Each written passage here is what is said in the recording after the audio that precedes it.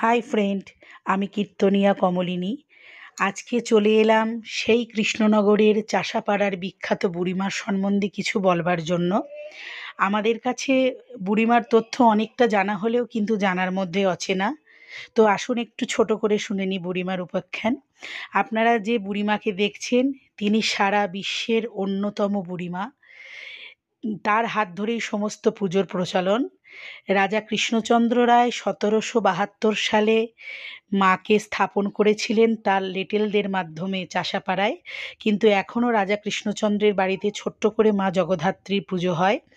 এবছর মা ২০২৫ সালে ১৬ কেজি সোনার উপর গহনায় মা সেজেছিলেন, মা অপূর্বা সুন্দরী। হাজার হাজার ভক্তের ভিড় ঢল নেমেছে।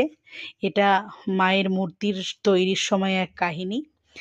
মাকে যখন নিয়ে যাওয়া হয়, মায়ের কৃষ্ণনগরে ৭ বোনের কাহিনী আছে, কিন্তু ৪ বোনের কথা আমরা শুনতে পাই। যে কৃষ্ণনগরের কথা বলছি সেই কৃষ্ণনগরের আগের নাম ছিল রেউই বা রেবতী।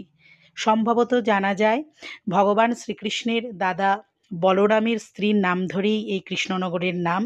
পরবর্তীকালে রাজা কৃষ্ণচন্দ্রের নামে এই কৃষ্ণনগর নামটি রাখা হয়।